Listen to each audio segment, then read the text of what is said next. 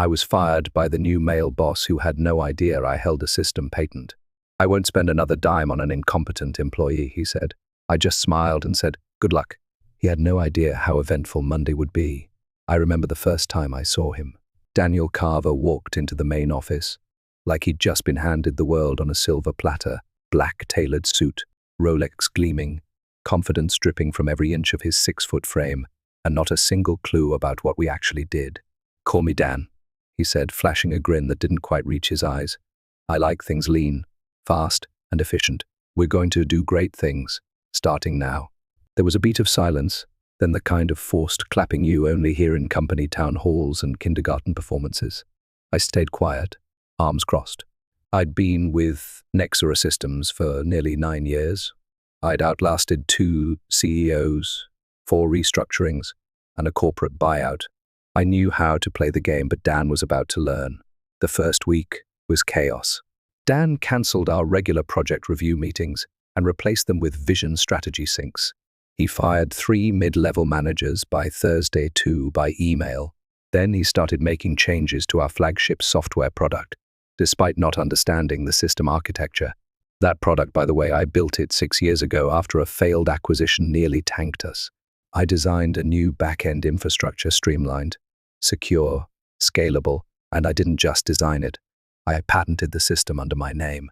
It was a protective move, encouraged by the previous CEO, who said, "Sophie, if you ever leave, we'll be begging you to come back." It was buried in my employment contract, just another clause most execs never bother reading. But Dan hadn't read a thing. By the second week, he started calling me tech lead instead of my actual title, Director of Systems Architecture, a small insult, but telling. He avoided eye contact in meetings, interrupted me mid-sentence, and praised junior staff for ideas I'd already presented. Classic power play, demean, discredit, dismiss. I kept my cool, I always do, but I started documenting everything. Then came Friday morning. Dan strolled into my office, leaned against the doorframe like he was starring in a bad corporate drama, and said, "Sophie, can we talk?" I gestured toward the chair across from me. He didn't sit. "I'm going to be blunt," he said, in the tone men use when they think honesty is a favor. "You've been here a long time, maybe too long. Things are changing, and we need people who move at a different pace." I raised an eyebrow. "Meaning?" "Meaning I'm letting you go effective immediately. We've decided your position is redundant. You'll get a severance package, of course. HR has the paperwork." It was so rehearsed, so smug, I almost laughed. Instead, I leaned back in my chair and looked at him, really looked at him. He had no idea what I owned, no idea what that one line in my contract meant, no idea that without me, without my explicit written consent, the company couldn't legally continue using the system running 82% of its operations. But I didn't say any of that. I just smiled a calm, polite, deliberate smile. "Understood," I said, standing to shake his hand. He didn't take it, just nodded and turned away, like he was already done with me. As he walked out, he threw one last comment over his shoulder. "I'm not about to spend a dime on an incompetent employee who peaked 5 years ago." My smile didn't falter. "Good luck, Dan." He paused at the door, probably confused by how calm I was, then left. I packed my things slowly, methodically. A few personal items, a plant I'd somehow kept alive for 5 years, a USB stick with nothing on it, but photos from the last team off-site. As I walked through the open plan office, a few heads turned. Some people looked away, embarrassed. Others gave me small, sympathetic nods. No one said anything. That's how fear spreads in places like this quietly. By the time I got to my car, my hands were trembling, not from sadness, but from adrenaline. I wasn't angry, not yet. I was curious. How long until they realized what they'd done? I knew the answer: Monday. The weekend passed like a slow brewing storm, quiet, heavy, and laced with static. I didn't tell anyone I'd been fired. Not my sister, who always said I worked too hard. Not my best friend, who would have shown up with red wine and a 5-point revenge plan. And definitely not my ex-husband, who had once called me too intense and married to your work. I needed silence, space, perspective. Friday night, I went for a long walk around the city, past the quiet cafes and closed bookstores, letting the cold night air numb the sting of betrayal. I wasn't mourning the job. I was mourning the insult, the ignorance, The idea that someone who had never written a line of code could walk in, strip away years of sweat and sacrifice, and call it redundant. By Saturday morning, I was ready to work. I pulled out the contract from my personal files.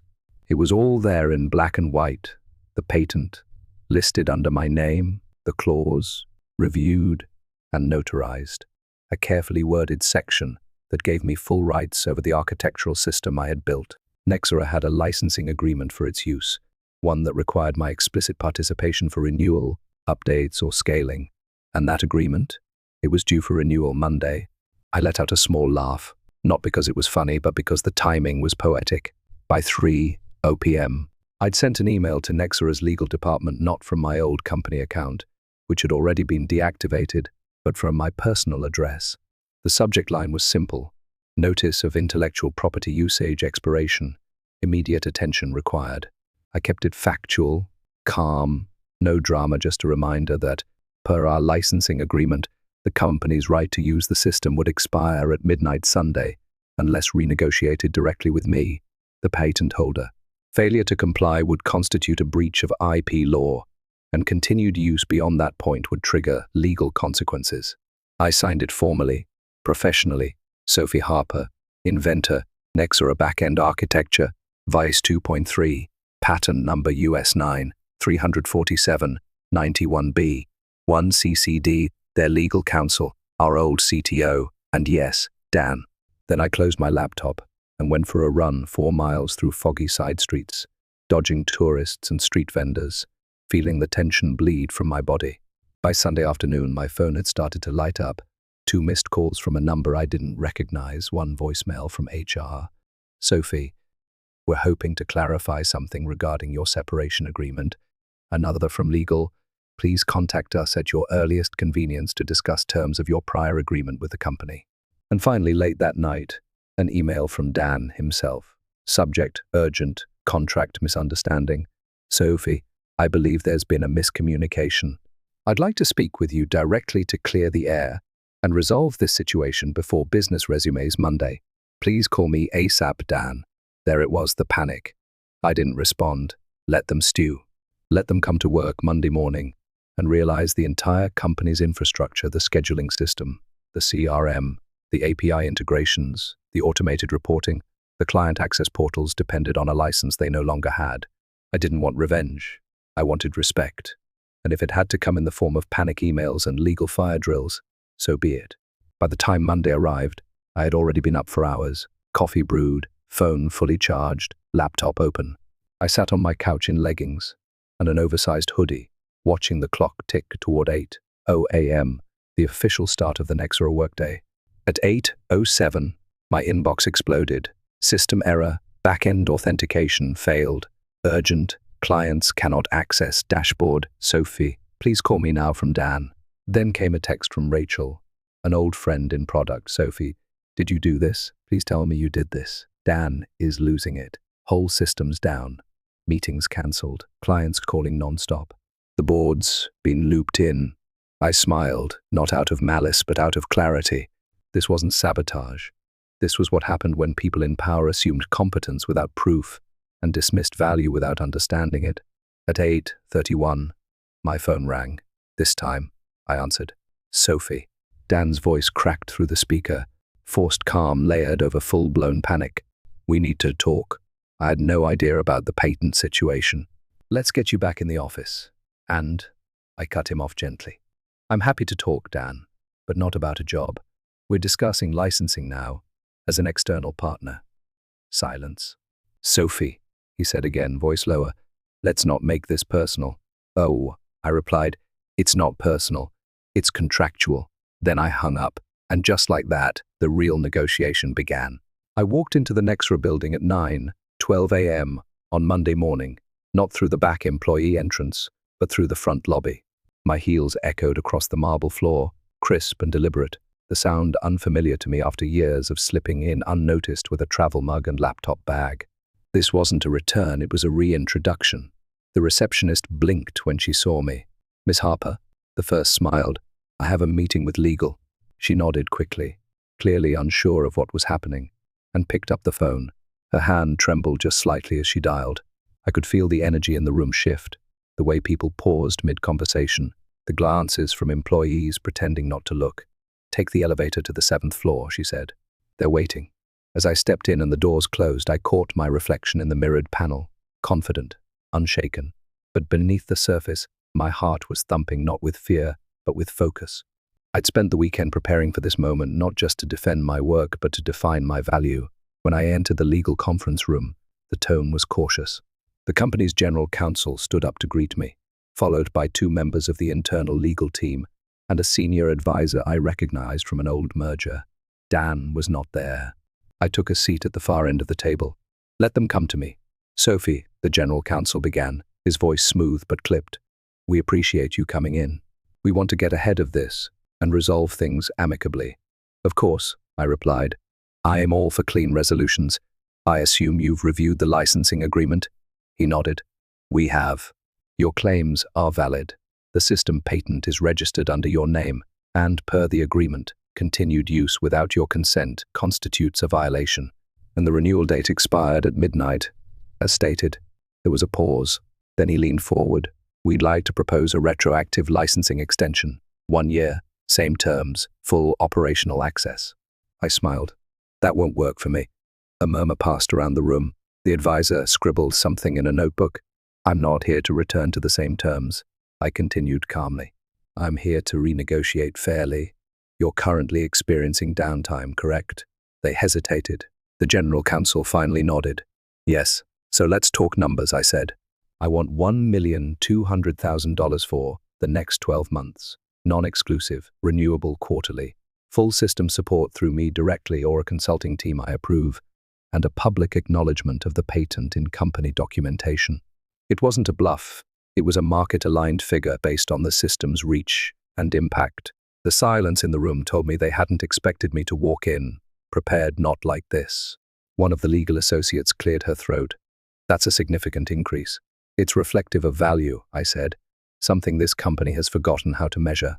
The general counsel leaned back in his chair. "We'll need to take this to the board." "I'll wait," I said simply. "But just so you know, each hour of delay affects client trust, your reputation, your stock trajectory." I'd advise moving quickly. They didn't argue. At 10:03 a.m., as I waited outside the conference room with a bottle of water and my phone on silent, I spotted Dan pacing the hallway just beyond the glass. He hadn't seen me yet. When he finally did, his expression froze, then shifted first to confusion, then to something else, recognition. He walked toward me, his steps slower than usual, controlled. "Sophie," he said, his voice forced into civility. "I didn't expect you'd come in person." "No, Dan," I replied evenly. "You didn't expect a lot of things." "I think this has gone too far," he started, hands in pockets, trying for casual. "We should have had a conversation before lawyers got involved." "You mean, before you fired me?" I raised an eyebrow. "That decision was based on incomplete information." "No," I said, standing. "That decision was based on ego, and now you're dealing with the consequences." He opened his mouth again, but I didn't give him the chance. "I'm not angry, Dan. I'm simply done being underestimated. I've documented everything. The patent, the licensing terms, your email, firing me without cause. I'm not here to argue.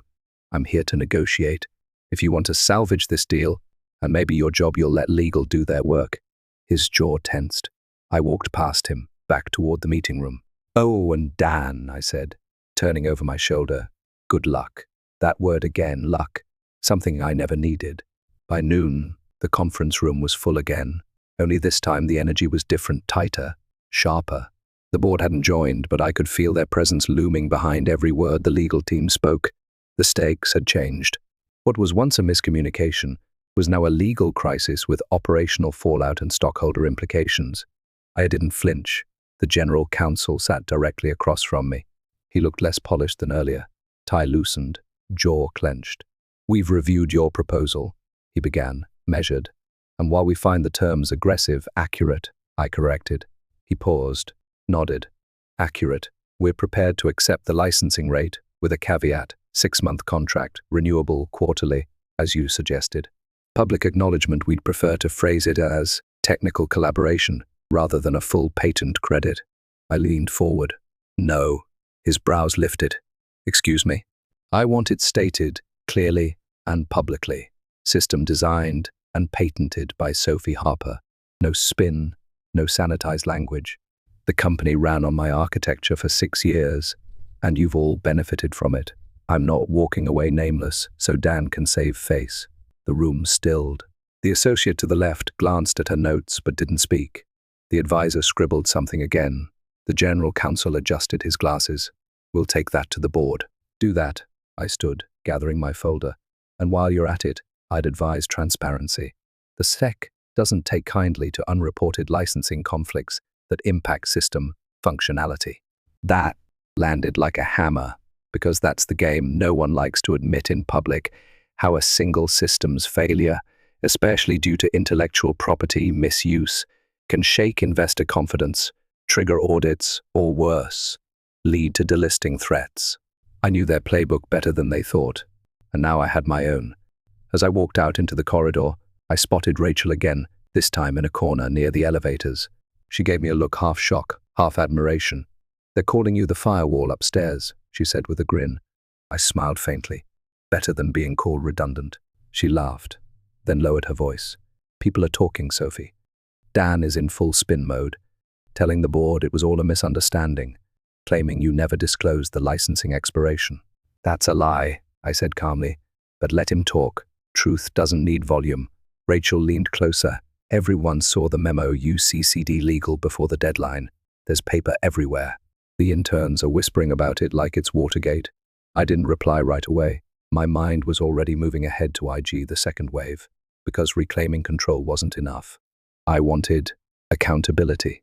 The next morning, I sent a follow-up email, not to legal, not to Dan, but directly to the board chair, using the address I'd quietly kept from an old initiative we'd collaborated on years ago. The subject line was short: system licensing, public statement, and leadership conduct. I was respectful, concise, factual. I outlined the scope of the patent and its operational necessity, the termination and licensing conflict timeline, Dan's decision to fire a key systems architect without reviewing internal IP obligations, and the false narrative he was now pushing. I closed with a simple question. If this is how he handles internal resources, how do you expect him to manage external partners, vendors, or regulators? By that afternoon, the response came, not from the chair, but from a senior Mensahe board liaison. Sophie, thank you for your clarity and professionalism. Please know that we take this seriously. We'll be reviewing the matter internally with all documentation you've provided. In the meantime, we support the licensing arrangement and expect it to be finalized within 48 hours under the terms you've proposed. We regret that the company's leadership did not recognize your contribution sooner. I stared at the message for a moment, then leaned back in my chair. It wasn't a public apology, but it was a shift not just in the narrative, but in the power dynamic. Later that night, I got a message from Rachel again. Dan is freaking out. The board's meeting early tomorrow. His assistant said he's been calling in favors, trying to control the story. I typed back slowly. Let him try. I've got the truth, and a paper trail longer than his resume. The next day would be more than a license deal. It would be a reckoning. The board met at 9:00 a.m. sharp on Wednesday morning. By 9:23, I was looped in, not by Dan, not by legal, but by the board chair himself. The email was brief, but the tone was clear. Please join us for a closed session at 11:00. Your insight will be valuable to the ongoing discussion. That word again, valuable. 2 weeks ago, I was incompetent. Now I was valuable. The irony would have been funny if it weren't so revealing. At 10:55 a.m., I entered the executive boardroom on the top floor of the Nexera building, a room I'd only stepped into once before, years ago, when presenting a system upgrade roadmap with the previous CEO. Back then, I stood in the corner, unnoticed. Today, I walked straight to the chair reserved for me, no hesitation. Dan was already seated on the opposite side, arms crossed, phone face down on the table like a prop he wasn't allowed to touch. His tie was perfect, his smile rehearsed, but the worry in his eyes that wasn't staged. The board chair opened the session with formalities, then turned to me. Sophie, thank you for joining. We've reviewed the licensing terms and your documentation. We'd like to hear your perspective briefly before we deliberate. I nodded. Of course. I stood, unfolded my notes but didn't read from them. Instead, I looked each board member in the eye and said, leadership is not about control. It's about clarity, about knowing the systems that power your company, technical or human. When a new executive enters a system they don't understand, they have two choices: listen or bulldoze. Dan chose the latter. Dan shifted in his seat but didn't interrupt. He called me incompetent, fired me without a review, then ignored the legal implications of the infrastructure he relied on to keep the company running. What's worse, he only started listening after a failure, after the servers went dark and clients started calling. I let that sit. Everything I did, every system I built, was designed to protect this company. But no system can protect you from arrogance. And if your CEO doesn't understand the architecture of your operations or the value of the people behind them, you're not just at risk legally, you're at risk fundamentally. Silence. Then one board member leaned forward. What would you do if you were in his seat? I smiled, just slightly. I wouldn't be in his seat. I'd be beside someone who understands product, culture, and legal. I'd build a leadership model that values collaboration over control, and I wouldn't wait for a lawsuit to start respecting the people who keep this place standing. There was a pause. Then the chair cleared his throat. Thank you, Sophie. You can wait outside while we deliberate. I stood, nodded to each of them, and left the room. 10 minutes later, I heard raised voices through the wall, not mine, Dan's. He was unraveling, deflecting, blaming legal, the CTO, even HR. That was his last play. Shift the blame until it evaporates. But this time it didn't work. At 11:47 a.m., the board chair stepped out. Sophie, we've concluded our session. We'd like to speak with you again, privately. I followed him back inside. This time, Dan was gone. The chair sat down and folded his hands on the table. Effective immediately, he said, Daniel Carver has been placed on administrative leave, pending formal review. We'll be issuing a revised statement to staff, clarifying the situation and publicly recognizing your contribution to Nexara's infrastructure and recovery. He handed me a printed draft of the official message. I read the first line aloud. We acknowledge Sophie Harper's leadership, innovation, and intellectual property as vital to Nexara's success. It hit me harder than I expected, not because I needed the recognition, but because I knew how many women in tech never got it. How would you like to proceed? The chair asked. I've already agreed to the licensing, I said, but I'd also like to offer consulting, short-term, no full-time return. I want autonomy, and I want to help you build protections so this never happens to anyone else. He nodded. Consider it done. I stood, and as I turned to leave, he added, Sophie, yes? You didn't just protect the system, you saved the company. I gave a soft nod. I know. As I walked out of the room, the weight that had clung to me for days began to lift, not all at once, but in pieces, like armor I didn't need anymore. In the hallway, Rachel was waiting. He's gone, she whispered. I smiled. He's suspended for now. And you? I looked down the corridor toward the glass walls of the floor I used to work on. I'm just getting started. The internal announcement went live at 2:03 p.m. On Friday, effective immediately, Daniel Carver has been placed on administrative leave, pending a full investigation into recent management decisions, including termination procedures and contractual oversight. Nexara Systems also formally acknowledges Sophie Harper as the architect of our core infrastructure. Her patent and licensing terms are now part of our official operating agreement. We are grateful for her continued partnership and leadership through this transition. The message was simple, but inside the company, it hit like a thunderclap. By the time I left the building that day, the silence in the hallways had turned into cautious smiles, quick nods, murmured congrats from people who hadn't made eye contact with me in weeks. It wasn't vindication I was after, it was acknowledgement. And more than that, it was change. The following Monday, I met with legal again. This time not as a crisis point, but to propose a new framework, a system that would safeguard internal innovations and protect employees from leadership malpractice. It included automatic IP contract reviews during leadership transitions, anonymous whistleblower reporting tied directly to board oversight, and a mentorship program for junior engineers focused on ownership, credit, and boundary setting. I didn't want to just leave with a win. I wanted to leave something behind. Within a week, the consulting agreement was finalized. I would stay on for 90 days, helping stabilize the system post-panic and prepare the next lead architect to take over. My terms, my pace. People still asked me if I was coming back full-time. The answer was always no, because even though I loved the work, the company had changed, and so had I. One afternoon, 2 weeks into my new role, I stood outside the building after a long meeting and noticed a group of interns walking by. One of them, a young woman with thick glasses and a nervous smile, paused when she saw me. "Are you Sophie Harper?" she asked. I nodded. Her face lit up. "I just wanted to say thank you. What you did, it's kind of legendary. We talk about it all the time in the Slack channels. You made it okay for people to speak up." I smiled, genuinely. "Then keep speaking up," I said. "Don't wait for permission." She nodded and jogged to catch up with her group, leaving me with a strange feeling, not pride, exactly, but something deeper, legacy. That weekend, I finally allowed myself to exhale. I took a train out of the city, switched off my phone, and watched the world blur past the window. For the first time in months, my mind wasn't looping strategy or contingency plans, just silence, peace. That night, I journaled for the first time since this all began. One line stood out. I was never asking for power. I was asking for recognition. And when they couldn't give me that, I made my own table instead of begging for a seat at theirs. In the weeks that followed, news trickled out.